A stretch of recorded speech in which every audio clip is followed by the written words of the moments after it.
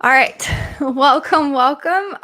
We're a little bit delayed here. I was literally talking to myself for a while. And Lana, I brought up your question and I sat here answering it to absolutely nobody listening to me. So, apologies for not hitting go live. I've literally been talking to myself. But hello.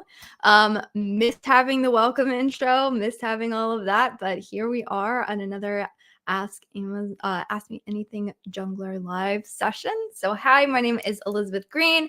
I'm one of the co-founders of an Amazon ad agency called Junglr, which why I'm qualified to talk about this topic. I've been doing this for 6 or 7 years now. Have an agency, have a team, and we're doing some really sophisticated things in terms of Amazon ad strategy. So the format of this is what you can do is type your Amazon ad questions into the chat. We already got a few of them came through ahead of time, so I'll definitely make sure I get those answered. And we will get into it and get started because I literally talked to myself for like 13 minutes. Can you believe it? All right. Alana has a really great question on my experiences when it comes to reviews. So the question is, what has been your experience?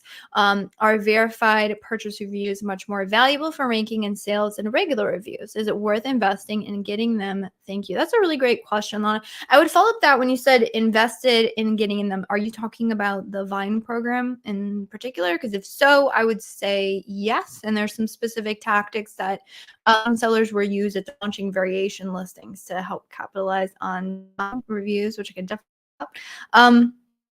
As far as the verified purchase reviews and, just kind of like reviews in general, to be honest, I am not 100% sure if like how much the actual verified purchases factor into it.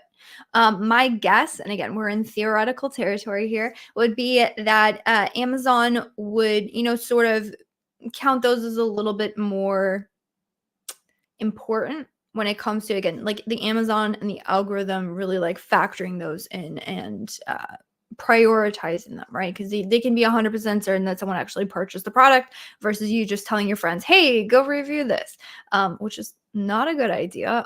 Amazon actually kind of like takes a look at who's reviewing your products, where they're located, like if they're in your own household, because a lot of people did some they always called it gray hat tactics, but to be honest, it was like it totally against terms of service. So proceed with caution. Amazon has taken down products due to like what they call review manipulation. Do be careful on that. That's a sidebar. But Lana, what I would say, the more important thing when it comes to reviews is the whole distinction between ratings and reviews. So a while back, all anyone could leave was a review, which means they had to select, 1 to 5 in terms of what their star rating was, but then also sort of leave a little blurb about the product. As you can imagine, getting those reviews was a little bit difficult. It was like more of a hassle for any shoppers, so people didn't leave reviews as often. So they changed the option to have people select a star rating. So what the difference between a rating and a review is, with a rating, someone just still selects a star option. So they say, hey, this is a 1 to 5 product, hopefully it's a 5. And, I thought it was great. Nothing else other than that. And really, when it comes to reviews, what shoppers are looking to verify is like, what was your experience with the product? Like these, it's like a validation of everything that you're telling them is true in the listing, right? You're saying like, I have much better products, it's more sturdy, it lasts long, maybe I have a beautiful package, and you've put that in your listing somewhere. But what happens if you lied about it and you didn't use the better materials and your package doesn't, it's like just a cheap cardboard box, which is, there's nothing wrong with that, but just if you've told somebody you have beautiful packaging and you don't, and someone buys it for a gift, like that's not going to be a good experience. So shoppers are just saying like, hey, are they telling the truth? Is this do everything and just as amazing as they, somebody says it is? They're looking to verify that. And with a rating, of course, just like a, say 1 to 5 star, there's no validation of that. Someone says like, hey, I had a good experience, but I don't know why. I don't know what the experience was. With a review, if somebody, instead of just saying like, hey, this was a great product, if they like type out what they loved about the product, well, then you've kind of had somebody like validate that that's true for you. So I would say the distinction is, if you're looking for like, how does this affect like conversion rates and stuff? It would be the difference between like an actual, just like a 5-star rating, or somebody who actually took the time to leave a full review. This is a good question. Hey, Elizabeth, I want your opinion on profitability versus scale. Currently, I'm working on a luxury beauty brand, and if I optimize for scale, then ROAS will take a hit. How to find the balance? That is a good question. I actually have a pro tip for you, because we actually manage for some like skincare products, and also you'll find sort of the same issue with profitability versus scale when you get into more competitive categories like you mentioned, beauty, also supplements and things, which we manage several of those brands. So really what it is about ad spend control. End of the day, bottom line, Amazon advertising, running effective Amazon advertising is just about spend control and where you're deploying it. And so when it comes to profitability versus scale, what you're looking to do is saying on which targets, in which categories, in which placements can I find good enough sales velocity that I can influence ranking, but I'm also more profitable on these specific, again, targets, placements, what have you. So like, where can I find the areas in my account where I can help influence that scaling, which is increasing sales. To increase sales, you're increasing visibility of the products. If you want a quick breakdown, this is actually a really great troubleshooting formula, I guess you could say. When I'm thinking of sales, there's 3 numbers when multiplied together dictates what your sales are going to be. That is your sessions, which is traffic, your conversion rate or your unit session percentage, and then your sale price. So the equation is how many people are getting to my listing. Of those people who are coming to my listing, how many of those are converting? And when they convert, how much am I making? The thing that the advertising helps leverage is that sessions equation. If you want to be like, go back even a little bit further from that, it's like we're intentionally paying for the visibility, and that visibility of the products ideally should lead to a click, which of course is calculated as a session, and then on down you go into the sales growth. So what you to do is say, where can I better deploy my ad dollars to get visibility product, spin that positive flywheel, get those sales, which influence that ranking, but where that ad spend isn't at as big of a loss. That's the tricky part, and why it's so tricky, and why you're dealing with this right now in a beauty or luxury beauty brand is because, one, typically speaking, luxury beauty, that's a very big investment for some sellers. Now, how high your price is depends on what the investment is, but which typically means that your conversion rates are lower. So it's going to take you more clicks, i.e. more ad dollars to generate an order. And then the other thing is that those cost per click, so every time you're paying for one of those clicks, it tends to be really, really high.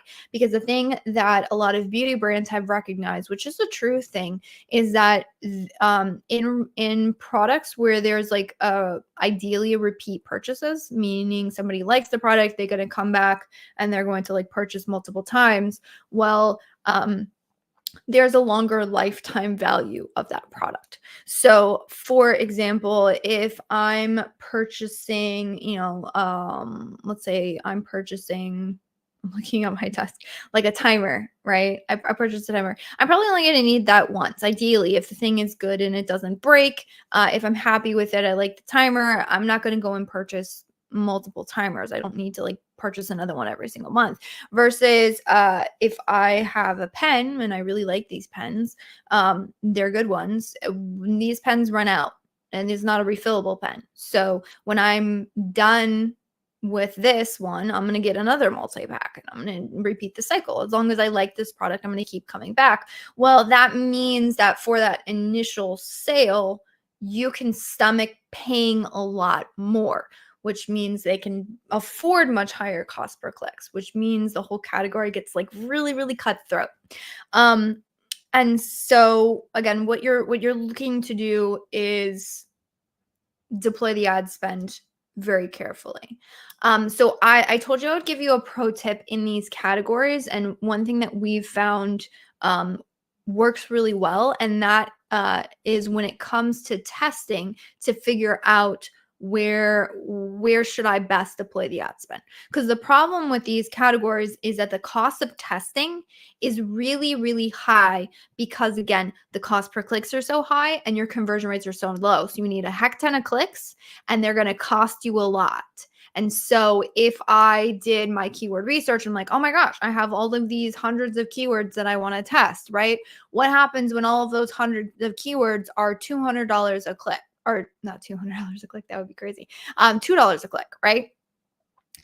For me to get one click on all of those 100 keywords is already $200 of ad spend. And if my conversion rate is really low, I might need 25 clicks to even be able to see if this is a good viable keyword for my product. Well, okay, so now we have $200 and we said we needed 25 clicks across all of those. That right there is $5,000 just to see if those 100 keywords work once. And I probably want to go a little bit over 25 clicks to really validate it. So you see how that adds up super fast, crazy. So what do you do with it? You test in small batches. So you determine what your ad budget looks like and you say, okay, out of these 100 keywords, which ones do I think are going to make the best test?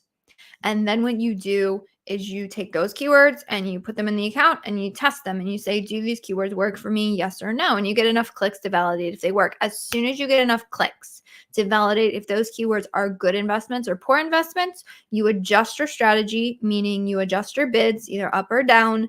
And then you say, okay, out of these 5 keywords that I just tested, I found 2 that work. Fantastic. Now let me test the next 5. And you run these very short incremental tests on very select groups of keywords. And you rinse and repeat and you rinse and repeat. Now that can take a little bit more time. So brands, if they want to be super aggressive and they have really big budgets, they might not be fine with that sort of test cycle. But again, you want to do this rapidly. But we found that's the best way to balance profitability with scale on those like really crazy accounts. Dante says, hey, Elizabeth, hello. Thanks for joining in. Lana said, thank you, very helpful. Of course, my pleasure. That was a really great question. I appreciate it. All right, we went through profitability and scale. Question, myth or truth? Higher bounce back rates on storefront and Amazon will result in keywords tanking. Not that I'm aware of. I haven't seen that. Now, if you have really poor conversion rates in terms of your keyword targeting, that we have seen affect rankings. If people are landing on the listing and immediately bouncing, so that's resulting in sessions, but no sales, which is going to mean it's a low conversion rate or a poor conversion rate, that actually can hurt keyword rankings. A long time ago, someone said that, like, hey, this can hurt keyword rankings if you like advertise on keywords with like really poor conversion rates. And I was like, I don't know, man. But like what we've actually seen is it's really prevalent recently. So you do need to be careful with that. One actual tactic that a lot of people who are running off platform traffic to Amazon, so maybe they're running Meta ads or maybe they're running Google ads or something, oftentimes those brands will direct the traffic to the store page specifically for the fact that they're worried about having like high bounce back rates. So from my knowledge, that doesn't affect things. Joey says, hey, hello, welcome. I appreciate it. Dante has a good question. Should I increase the placement percentage for a placement that is bringing more sales with low A cost? I would say yes. I would test it. I would test it minimal testing, meaning I would do like 5 to 10% increases. There's some people who have like mathematical equations in which they determine based on the bids and what is that percentage increase need to be. I'm a friend of incremental testing when it comes to placement percentages, so that's what I would do. The only thing I would say is I would be careful of is if it is, say like auto campaign, broad match categories, something where think of it like this, like your placement percentages are applied to all of the targets, all of the ad groups inside your campaign, and not just the targets, but also all the potential search terms that those targets can trigger. So if the amount of targets that can be triggered is like, say, exponential, then just recognize that exponential increase of that placement percentage, and just be a little bit careful with how you go about it. But if something's working, I say test and see if you can get more. I don't think that's a bad strategy at all. Good question. Are there more advanced features in bulk sheets as compared to Campaign Manager, apart from, of course, ease of doing PPC for a large range of SKUs? Yes. It does in a lot of ways. The power of bulk sheets is the power of scale, but there are some really good functionalities. I'm trying to think. In particular, the one that I can think of is being able to test flagged products for like across your entire inventory. There is some visibility into like what products might have been flagged and eligible for advertising in the product tab.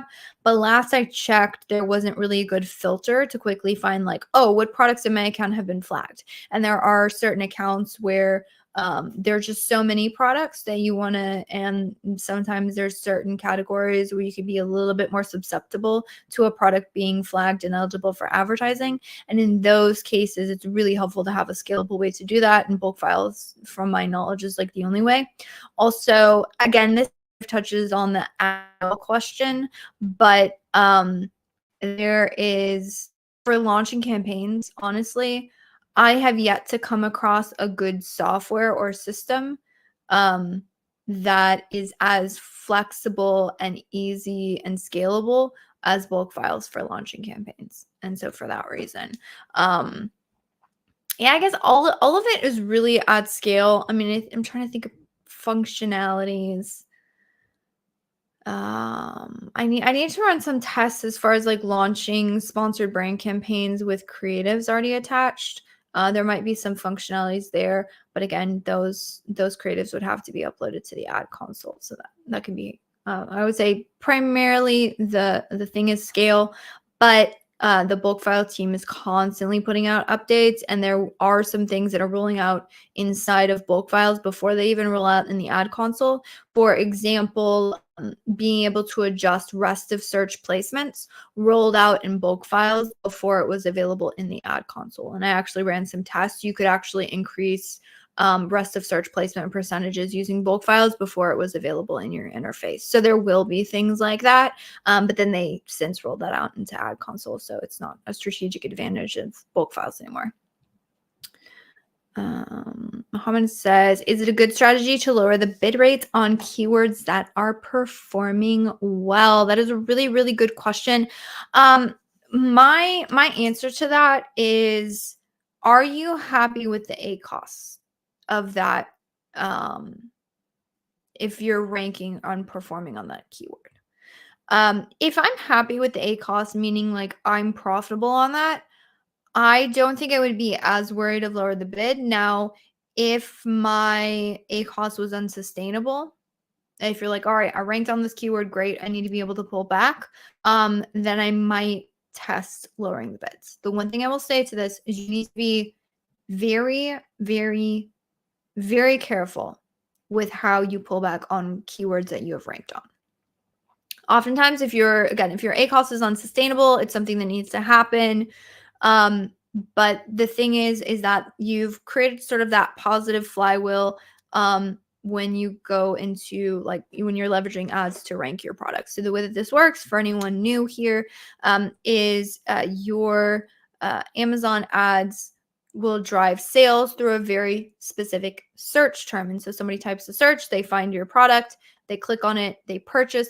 That purchase is attributed to them finding you through that one specific search keyword. And so the idea is that, you generate a large order volume. So one of the main things that helps determine ranking is good conversion rates, but also how many orders you're generating through that one specific keyword relevant to all the other products that are indexed for that keyword. And if you can generate a higher velocity, meaning a high amount of orders over a sustained period of time for that keyword, then you are going to move up in the rankings. And that's how you can leverage advertising to help rank products.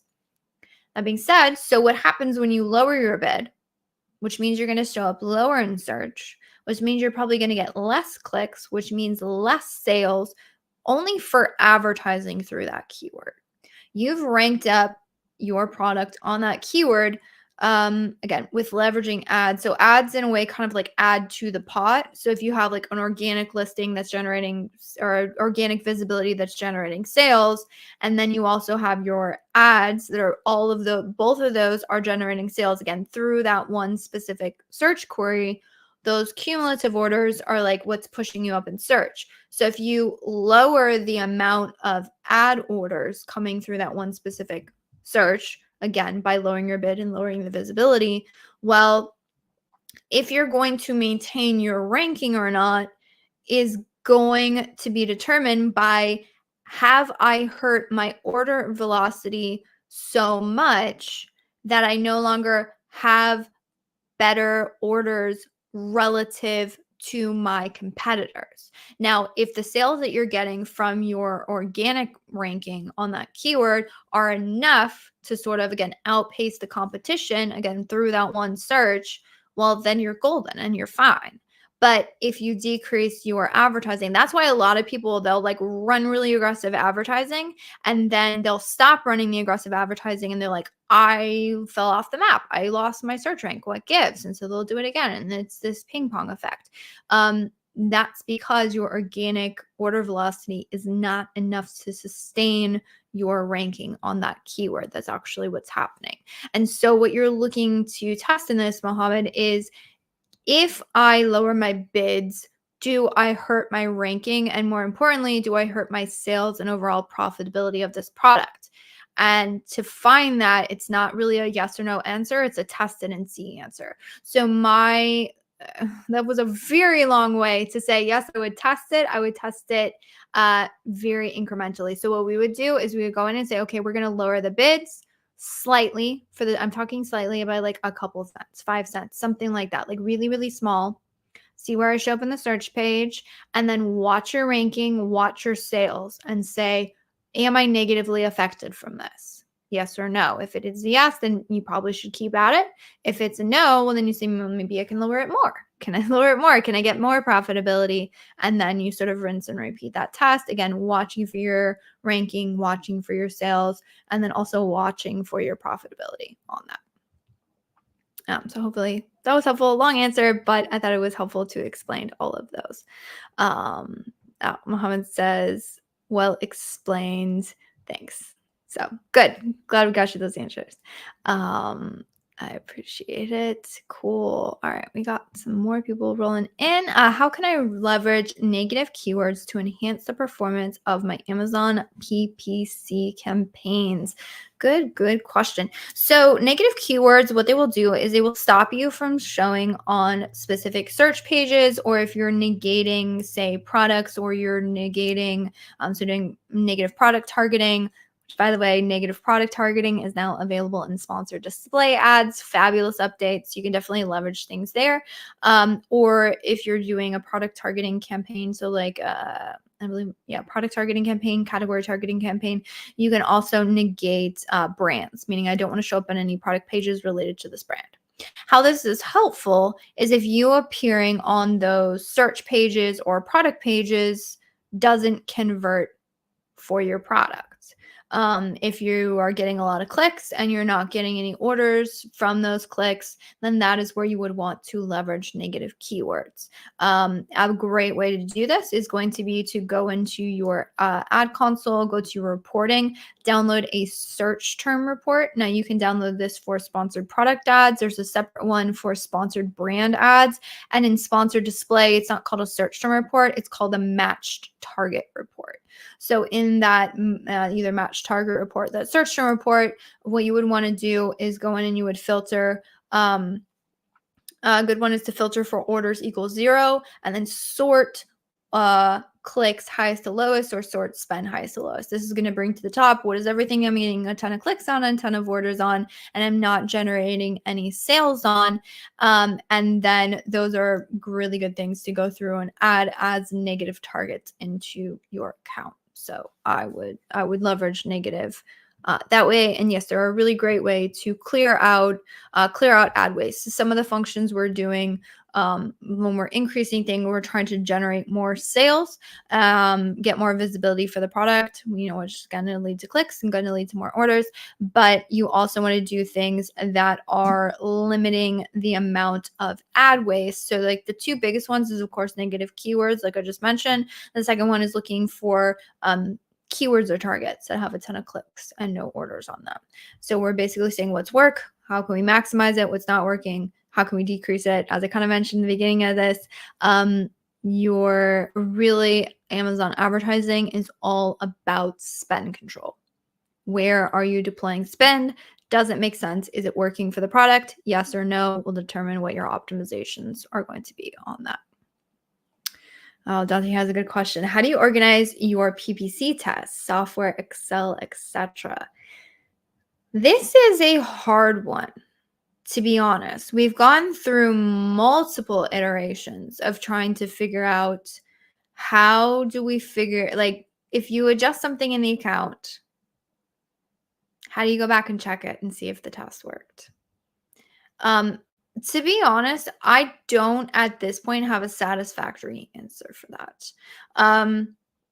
So there's a couple ways that you can do it. I'll tell you the one that is just the easiest. So it would just be to create like a document somewhere, like a Google Doc. If you like to use spreadsheets, if you like, think of this, what is going to be the simplest, easiest, most effective way for me to take notes and then to go back and revisit those notes. The key to organizing your PPC tests is to make it easy to use and accessible. For different people, that's going to be different things. Some people love Notion. They love Notion. They build out huge Notion dashboards.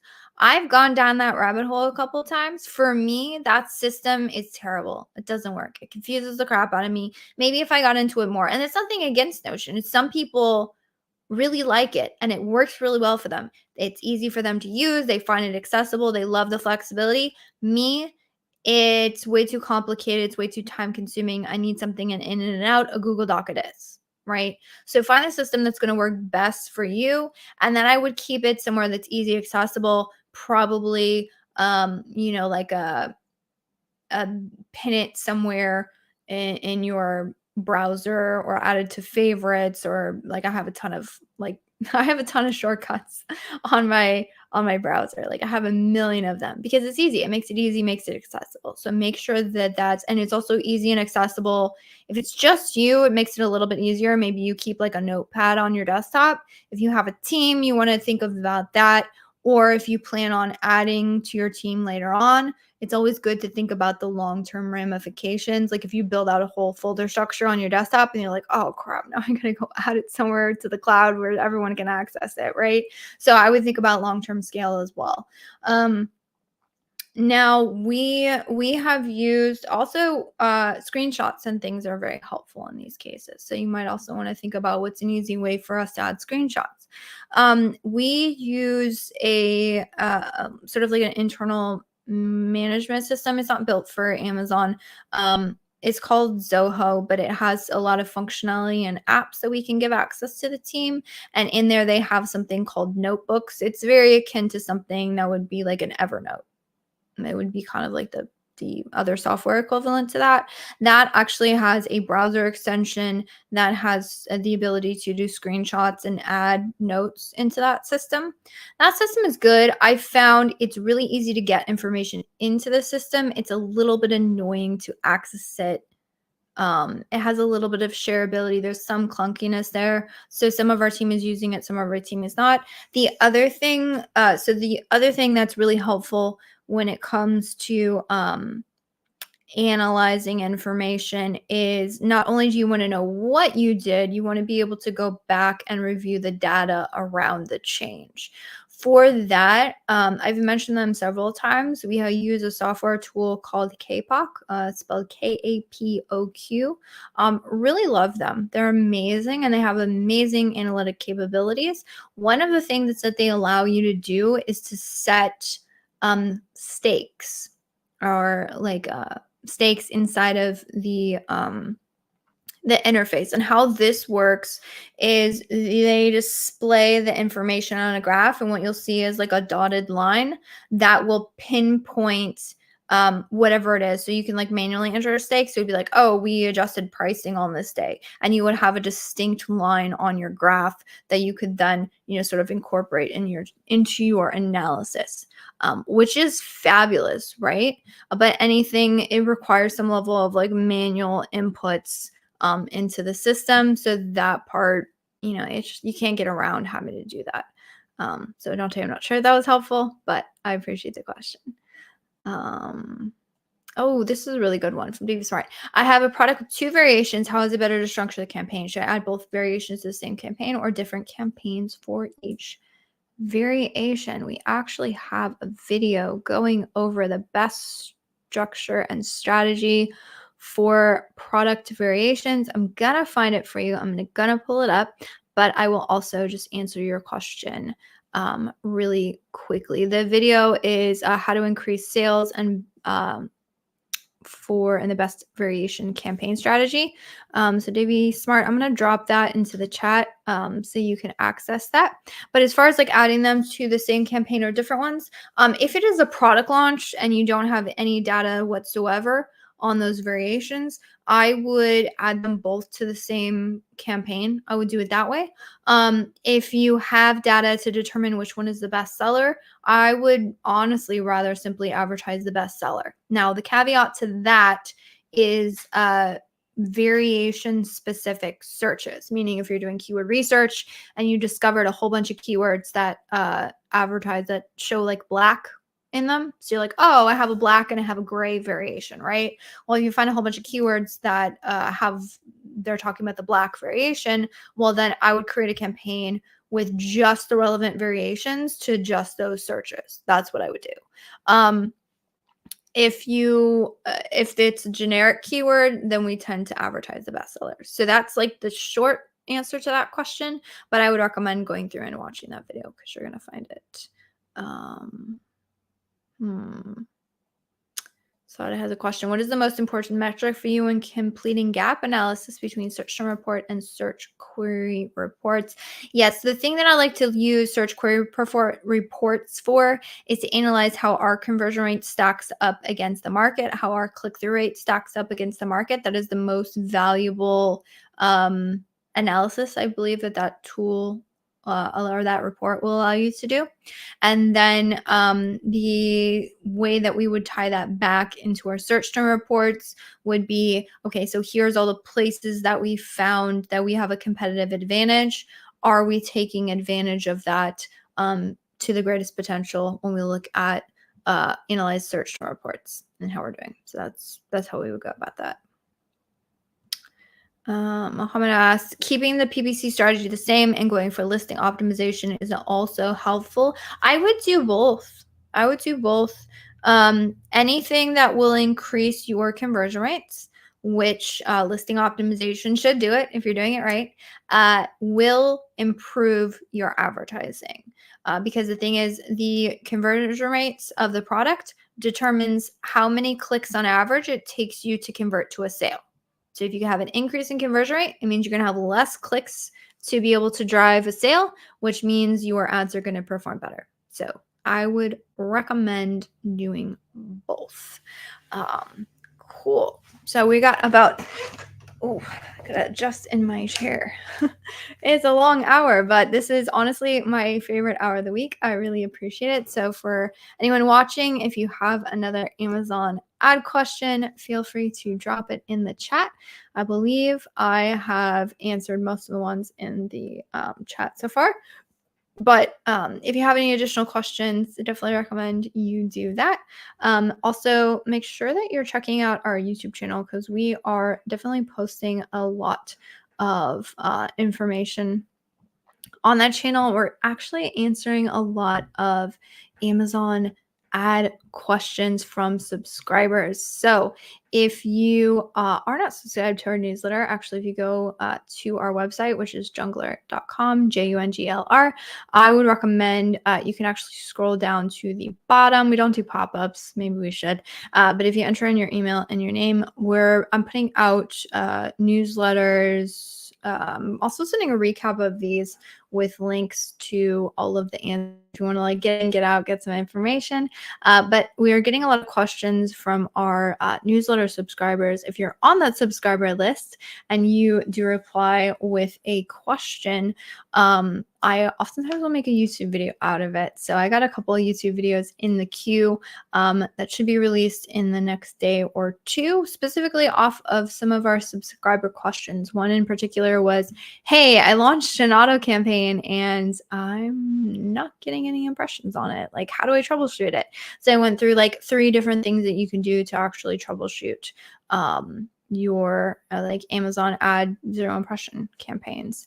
I got, one of the questions was like, hey, when I launch a sponsored product targeting ad and I see a top of search placement, like where is that actually showing up? So I went through the whole documentation and all of that information. So oh, this is a really good question. Does Sponsor Brands video have comparable ACoS with sponsored products? Overall marketing from your experience, what are your thoughts? The brand is a big one in the category. Yes, Sponsored Brands video ads typically have comparable ACoS. Oftentimes they actually have even better ACoS than your sponsored product campaigns. The reason why is because with the creative visuals, it speaks really well. You can tell more about the product. They're really eye-catching. So oftentimes your click-through rates, and then consequently, if you've done a good video, they need to be good videos and they need to drive conversions. But if you've done a really good job optimizing that, oftentimes the conversion rates are much higher. Which if you have higher click-through rates, you get more traffic. If you have higher conversion rates, you get lower ACoS, which can be really, really beneficial. So the differentiation is like, do you have the ad creatives to run it? If you have the ad creatives to run it, I see no reason to hold off. And if you don't have the ad creatives, I would probably prioritize getting them for the best sellers. If when a client asks, like, or if we're going through and we're saying like, hey, we want sponsor brands video ads, what we're doing is we're looking at the catalog and saying, which products do we feel like we need to expand our advertising on, and where do we feel like we can get our biggest bang for our buck if the brand has to, let's say, pay for creatives to be developed. That's what we look at. All right, how often should you optimize? Oh, good question. So I would say weekly. Minimum would be weekly. If you can stomach it, I would say twice a week would be my answer to that. The main things that you're going to be optimizing is bids. Honestly, if there are 2 things to get right in Amazon advertising, if I had to pick 2 things, I'm going to be the best in the world at 2 things, it would be picking keywords and optimizing bids. You get really good at picking your ad targets and you get really good at optimizing your bids, you will have exponentially better performance than somebody who's like okay at those things. So you want to use good optimization purposes, and you also want to make sure that you're optimizing everything. So I would say bids minimum once a week, ideally at least twice a week, potentially daily. It depends on if you're using software or not and what your capabilities are. The other thing to keep in mind is how many clicks are you getting? If you don't have a lot of ad spend and not a lot of clicks, weekly is probably fine. And the other thing you want to look at is make sure you're going through and checking your placement percentages on all of your campaigns. You want to make sure you're checking and optimizing your budgets. Also, if you have multiple variations being advertised in a campaign, you want to make sure that you go through and you check those. Placement percentages, checking different products and optimizing those. Those could probably be a bi-weekly, maybe monthly thing. If you're leveraging a lot of placements, I would probably try and check that at least bi-weekly. Going through and analyzing products could be a monthly thing. Budgets, I think you can get away with doing weekly. We obviously optimize more than that, but Amazon ads is like all we do. That's our entire job, which means like we do a lot very frequently. But I don't think any sellers have time to like sit in their ad account all day, every day. So, I mean, I'm not going to give you an optimization sequence that like makes you sit in your account every single day. But hopefully that was helpful. That will give you a good baseline. And then the rest of it, of course, there's always something to be tweaked and to be, launching new campaigns, et cetera, et cetera. But I'd say if you had to focus on one thing, I would focus on bid optimizations. Oh, good question. If an auto campaign is forming good for a product as compared to a manual one, should we let it run, or is it a concrete rule that a manual campaign will perform better for every kind of product? Yeah, that's not uncommon for an auto campaign to perform better than a manual. So I would say you're perfectly fine to keep it running. The one thing that I would caution you against is if all of your performance requires that auto campaign to continuously work the exact same. The problem with auto campaigns is the algorithm is determining what you're being shown on, how aggressively it's targeting that, how much of the ad spend is being directed to that specific target versus other ones. And so because you don't have control over that, if for some reason like all of a sudden that keyword doesn't starts to not work as well, or maybe that search term just doesn't pop up as much in the auto, like you can end up with some down the road some issues if all of a sudden that auto campaign stops working and you have nothing else running in the account. You're kind of screwed. So for that reason, a really easy way to make sure that you're kind of keeping this in check would be to, again, bid optimizations, getting really good at bid optimizations. Be careful with how high of bid you're setting it on the auto campaign. We kind of have, we call a bid cap, meaning, let me think of a good bid cap for something. Would be if our average CPCs are $1 in the account, and even if our performance is good on the auto campaign, we're okay, we're never going to increase the auto campaign bids past 75 cents or something. I would probably have to go back and look and analyze account metrics to see if those numbers make sense together. But it's kind of that idea of even if I'm seeing great performance of the autos, what you want to be careful of is continuously increasing those bids, because then that's naturally going to push the auto campaign to be more and more and more prominent in your ad structure, which again, like I just mentioned, can come back to bite you. So the way to cap that and just, let it run, but just not continuously push towards the auto campaign, doing everything for your account, would just be to put sort of a cap, or I will go this high and no further on your auto campaigns when you're doing bid optimizations. A lot of not all bid optimization softwares, but some of them will allow you to put a cap on your bid optimization. So that can work well. All right, so perfect. Thanks so much for the detailed answer. Of course, my pleasure. All right, looks like we got one more question coming through, and then I think we'll be at time. Mohammed asks, how do you rate Amazon suggested keywords and the keywords from the Product Opportunity Explorer? Good question. I don't think they are a bad test. Oftentimes, well, let me say this. So we have the Amazon suggested keywords and then the keywords from Product Opportunity Explorer. The suggested keywords can be kind of a hit or miss. Sometimes I would test Amazon suggested keywords if you have the ad budget to do so. I think it's a good idea to test it. I would 100% manually go through those keywords and determine which ones, given my understanding of the product, are going to make sense.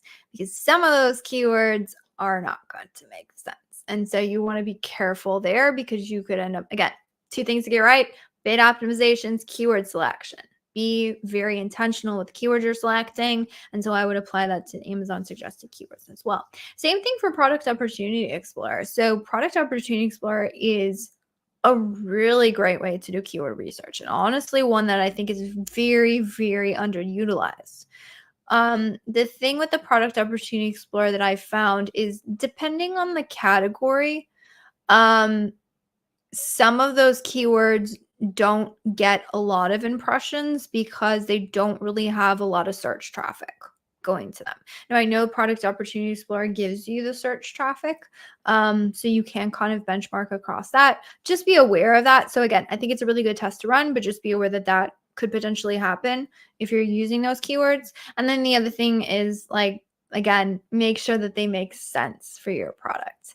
But as long as you're doing that, I'd say those are two fabulous ways to do keyword research. And when I say like make sure they make sense for your product, that's if you are looking for, say, like launch keywords, or you're doing more like intentional keyword research. If you feel like you've like tapped out everything in your current ad structure and you're like, I've tested everything. I feel like I've tested every single keyword in my space. Then maybe you can get a little bit more like broad, or like branch out in terms of like what keywords you're going to test. So like, oh, I know these are slightly relevant to my product. They're maybe not as specific, but I think they're worth testing because I've tested everything else. If you have a more limited ad budget and you're yeah, so if you have a little more limited ad budget and you're like, oh, I need to spend this, I don't have like a broader test budget, then I would say that's where you want to be like very careful with what keywords you're selecting. This is a good one from Gil. All right, we'll pop this in as last question. We're slightly over time, but I think I can handle this. Gil's question: how do you determine the bids on your campaigns? Are you following Amazon's recommended bids? Oh, this is a great, great, fabulous question. So the question is like, how good is Amazon's recommended bids? And can we be honest here for a second? Not that great, to be honest. No, let me rephrase that. I don't mean Amazon's recommended bids are not that great. I mean they're not that accurate, I think would be a better way to say that. That being said, Amazon's recommended bids are still the best benchmark we got in the beginning. Okay, so here's how I would go about it. If I have no data for a product, it's a new product launch, and I don't have any like products in my catalog, I don't have anything to benchmark against, I would use Amazon's recommended bids. Now, the thing with Amazon, any bid, the recommended bids, or the second tip I'm going to tell you with starting bids, these are just a start. And going back to the question about how often you optimize, you want to be optimizing your bids. So this is just a starting point, and your bids should never stay the same. You want to always be adjusting based on performance and market conditions, right? So it's fine to use the started bids if I have no data. Another interesting point would be if I have, say, like I'm launching a different variation of a particular product that I have. So I want to offer something else in this category. Or maybe if I'm launching campaigns for an existing product that I already have data for, I'm already advertising it somewhere, I'm launching more campaigns for it. In these cases, another way to benchmark your starting bids would be to look at the data that you have, meaning what is the average cost per click for either, again, a like product in my catalog. So I kind of have an idea of what the cost per clicks are for this type of product because I have another product like it that I'm advertising in my catalog. Or if I'm already advertising for this product, again, somewhere in my account, I can go look at the average cost per clicks for those products, maybe even like my main keywords that I'm going more aggressive on, and then like maybe some of my other keywords. And that will probably give you a much more accurate to that specific product cost per click. So if I have the data to do it, or we're going to benchmark it across that, if I have no data, I have no problem using Amazon suggested bids. Just recognize whether you go off of existing data or if you're using Amazon's recommended, they're just starting bids. And so take that with a grain of salt and adjust from there. Cool. Mohammed said, thanks. All right, David, you got one more in here. All right, well, we'll squeak it in. We're 5 minutes over time. But regarding product launches and supplements, ooh, yes. Should I go with the single keyword campaign strategy, exact match only for the main keywords, or is it better to go with broad match, modified also? I would do both. I would do exact match, single keyword campaigns. That is going to be a great structure for you to be able to control ad spend. The thing with supplements is they're really competitive. Cost per clicks are insane. Ad spend control is crucial in these types of categories. So I would launch that. And that's where you want your aggressive bids to be. And that's where you're going to kind of look to drive your ranking through those exact match keywords. But I would also take them and I would launch them in a modified broad match with a lower bid. Keep lower bids in your broad match. You don't want to keep pushing up these bids for I just kind of talked about when I was like saying like, oh, if auto campaign is working better, be really careful with how aggressively you're scaling those bids. That concept is exactly the same for the broad match keywords as well. But I would do both, hedge your bets. Ideally, your broad match is going to bring in more long tail variations of the keywords at a lower CPC. And then your exact match is going to be the thing that should drive aggressive sales for ranking purposes. And that should get you off on a good start. All right, Gail says, appreciate it. Thanks so much. Thank you. I appreciate everyone's question. This has been a fabulous segment. I appreciate everybody joining, asking questions. So as always, you can always catch the list of the replay if you missed the beginning of it. I go through a lot. We talked about a lot today. So feel free to catch this replay. And I will see you all same time, same place next week. Thanks.